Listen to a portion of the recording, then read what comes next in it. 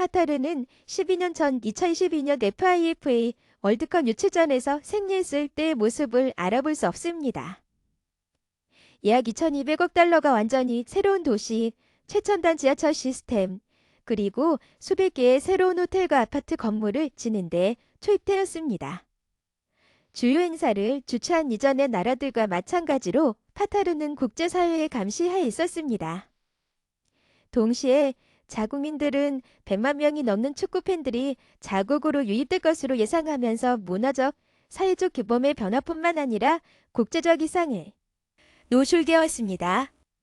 카타르 축구팬 알리 아드난 아베사냥은 CNN과의 인터뷰에서 카타르는 지난 12년간 많은 변화를 겪었고 문화적으로 이는 큰 영향을 미쳤다며 카타르인들이 이제 방패를 내려놓을 때라는 것을 깨닫게 한 더 많은 다양성을 보았다고 말했습니다. 리다 카타르는 월드컵을 개최하면서 법적인 변화를 제정해야 한다는 강한 압력을 가다왔습니다. 그것은 기업과 소수 시민 인구에게 이주 노동자의 고용, 이동 및 이민 상태에 대한 통제권을 부여하는 오래된 지역 노동 관행의 논란이 나는 하팔라 시스템을 해체했습니다. 이번 사건에서 우리가 본 것은 카타르의 이주 노동자들에 대한 국제적고는 국가적 차원의 관심이 전혀 없었다는 것입니다. 카타르가 월드컵을 개최할 수 있는 능력을 획득한 후에 확실히 바뀌었습니다. 라고 인권단체 베어 스퀘어의 이사이자 도하의 전 영국 외교관인 제임스 린치는 말했습니다. 토요일에 CNN에 말했습니다. 그러나 대회가 끝나고 세계의 시선이 벌브국가에서 멀어지면 개혁이 계속될 것인지에 대한 의문이 남아있습니다. 이 행사의 주최자인 카타르는 이러한 변화가 계속될 것이라고 주장합니다. 카타르 최고위원회 대변인인 파트말 누아이미는 CNN의 베키 앤더슨에게 이 모든 것은 사실 우리가 2030년에 가지고 있는 비전이 일부이며 그 비전의 기둥 중 하나입니다. 라고 말했습니다. 매우 보수적인 이슬람 국가인 카타르는 팬들이 공공장소에서 술을 마시는 것이 불법임에도 불구하고 특정 지역에서 술을 마시는 것을 허용하며 선대에서 술법을 완화했습니다. 비록 시작하기 불과 이틀 전에 FIFA는 경기장에서 술을 팔지 않을 것이라고 발표했습니다.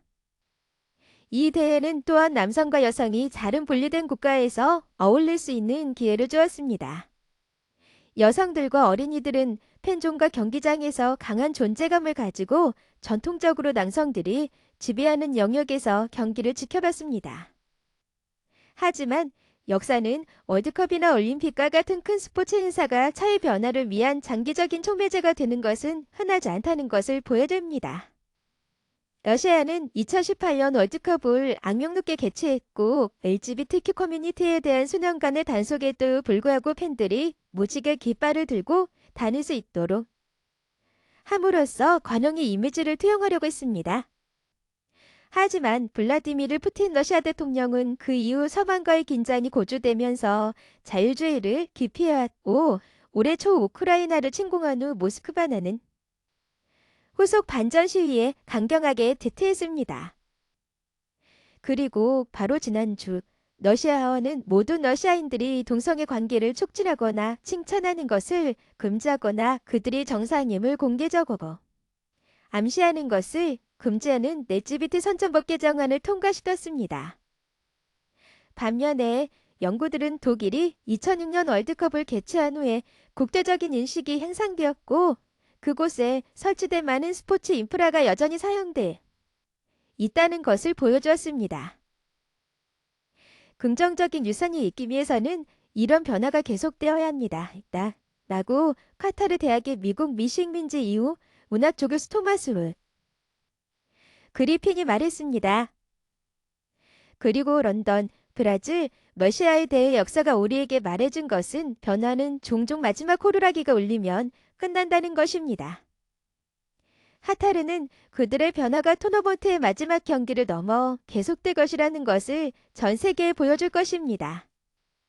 카타르의 노동법이 개정되었지만 인권단체들은 더 많은 조치가 필요하다고 말하고 있습니다. 월드컵이 시작되기 불과 한 달 전 국제 엠네스티는 2020년 노동개혁이 제대로 시행됐거나 시행되지 않았다고 밝혔습니다. 하타르는 표현과 결사의 자유가 계속 부족하고 여성과 LGBTQ 사람들을 법적으로 차별한다고 말했습니다. 이제 문제는 카타르에 대한 세계의 시선으로 월드컵 전의 이 개혁이 제대로 시행되지 않았느냐는 것입니다. 월드컵 이후의 전망이 무엇인지가 큰 관심사입니다. 라고 린치가 말했습니다. 일부는 성소수자에 대한 카타르의 대우에 대한 보이콧을 요구하는 반면 다른 일부는 도하에 가서 그곳의 성소수자 커뮤니티와 연대하는 것이 지속적인 변화에 영향을 미칠 수 있다고 주장했습니다. 스페인의 공개적인 동성애자 스포츠 장관인 미켈 이케타는 목요일 월드컵을 개최하는 것은 카타르의 자유와 관용을 강화함으로써 카타르의 인권 기록을 오래도록 개선하는 것을 의미할 것이라고 말했습니다.